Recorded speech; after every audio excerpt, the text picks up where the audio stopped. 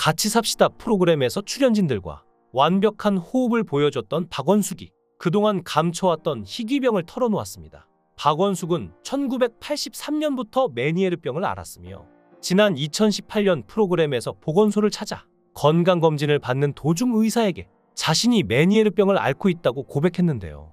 메니에르병은 급성 어지럼증을 일으키는 가장 대표적인 귀질환입니다. 심할 경우 청력을 잃기도 하는데요. 박원숙은 오른쪽 귀가 안 들리고 어지러워서 제대로 서 있기도 힘들다고 하죠. 최근에는 혈변을 여러 번 보기도 한다며 힘든 상황임을 털어놓았습니다. 이전부터 박원숙은 여러모로 건강 상태가 좋지 않았는데요. 신체적인 것뿐만 아니라 정신적으로도 굉장한 고통을 받았습니다. 우울증으로 고생하던 도중 병원을 찾자 가면성 우울증이라는 진단을 받은 건데요. 가면성 우울증은 겉으론 밝아 보이지만 속으로는 우울증을 앓고 있는 건데요. 우울증을 앓고 있음에도 불구하고 본인이 우울한 감정을 인지하기 못하기도 하죠. 박원숙이 이렇게 신체적으로도 정신적으로도 힘들어하는 데는 이유가 있습니다. 바로 아들의 사망이었죠. 박선숙의 외아들이자 방송 제작사의 PD였던 서범구 씨는 33살이라는 젊은 나이에 교통사고로 세상을 떠났는데요. 자신이 근무하는 서울 강서구 염창동의 사무실 앞에서 생수 배달 트럭에 치여 그 자리에서 사망한 불행한 사건이었죠. 서범구 씨는 점심시간에 동료들과 함께 식사를 하러 가던 중이었고 주차돼 있던 트럭이 갑자기 뒤를 덮치는 바람에 피할 틈도 없이 변을 당한 것인데요.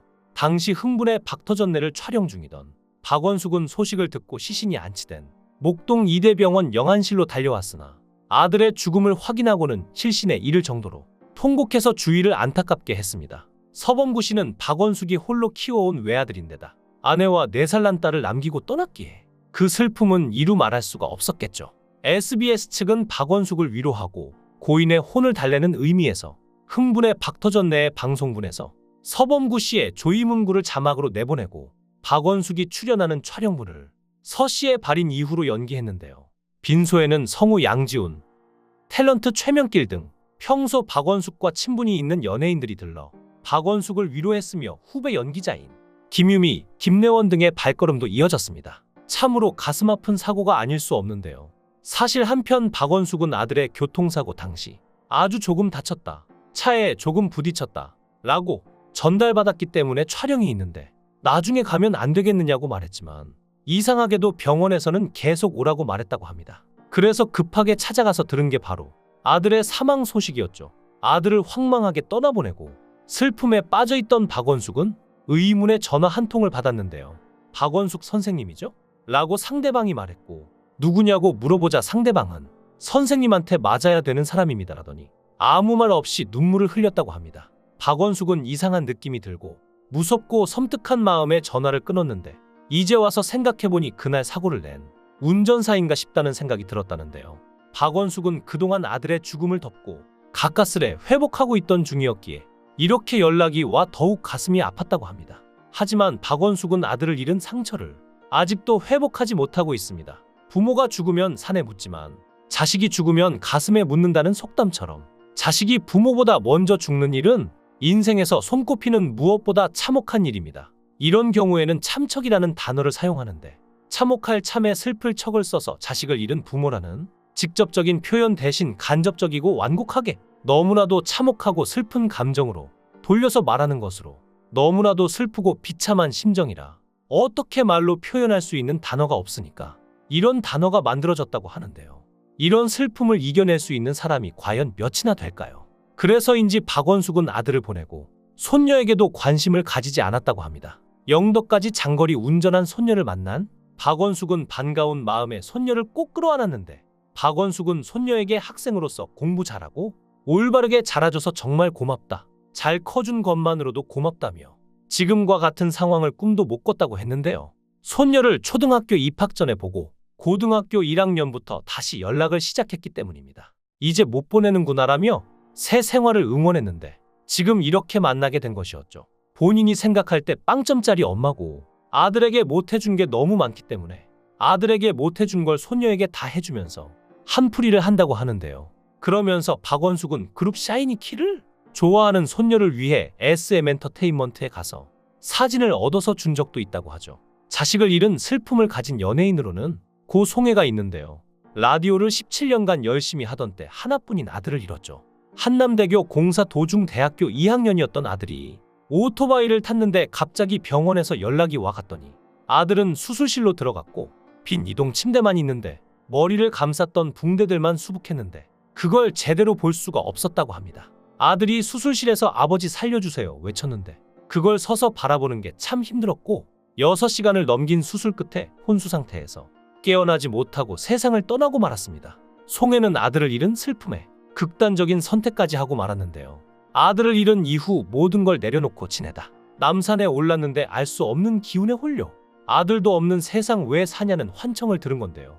그 순간 자신도 모르게 낭떠러지 앞으로 뛰어들었던 것이죠. 정신을 차리니 소나무에 걸려 있어 간신히 목숨을 건질 수 있었다고 하는데요. 이렇듯 자식을 잃는 슬픔은 감히 말할 수 없을 만큼 어마어마합니다. 하지만 박원숙의 슬픔은 여기서 끝나지 않았습니다. 사고로 아들을 잃었을 때 배우 오미연이 언니 강아지를 키워봐라며 조언해서 바다로라는 이름을 가진 강아지를 키웠죠. 벌써 15년이 됐다. 지금은 같이 늙어가면서 한 가족처럼 지내고 있다고 애틋한 마음을 드러냈는데요. 그녀의 마음을 감싸주었던 강아지마저 강아지별로 떠나고 말았습니다. 박원숙은 다시는 강아지를 키울 수 없다며 자신은 소중한 존재를 다 떠나보내는 불행한 사람이라고 얘기하기도 했습니다. 이를 두고 흔히 페노스 증후군이라고 하는데 반려동물이 죽었을 때 주인이 느끼는 깊은 슬픔과 상실감으로 심리적으로 매우 고통스러운 상태를 말합니다. 이는 사랑하는 가족을 잃었을 때와 비슷한 감정을 동반하며 특히 오랜 시간 함께 한 반려동물의 죽음일수록 더 큰 충격으로 다가오니 무려 15년을 함께 지낸 반려견이 강아지별로 떠났으니 얼마나 슬펐을까요? 박원숙의 마음이 이해됩니다. 특히나 가정사가 안 좋기에 더욱 그런데요.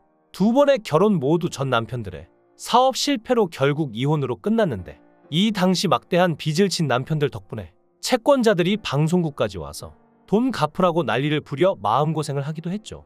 그래도 현재는 박원숙의 같이 삽시다라는 프로그램을 통해 마음의 치유를 하는 것 같은데요. 원숙이 거주하고 있는 경상남도 남해군 자택에 중년 싱글 여배우들이 매주 모여 농사를 짓거나 함께 모여 요리를 하는 등 주로 여가를 보내는 모습을 보여주었지만 시즌을 거쳐가면서 초대 손님들과 어울리며 여행하는 토크쇼로 성격이 바뀌었죠. 애초에 박원숙이 남해에 거주하는 것도 다사다난했던 개인사로 인한 상처 때문에 박원숙이 귀농을 하게 된 것이었는데요.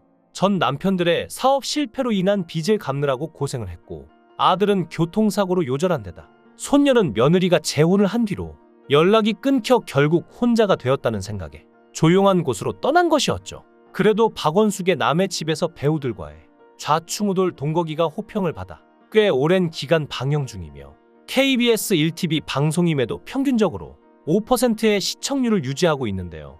그동안 다사다난하고 아픔이 많았던 개인사로 얼룩진 삶을 살아왔던 만큼 이제 남은 생애는 편안하고 행복한 날들로 가득하길 바랍니다. 박원숙의 행복을 기원합니다.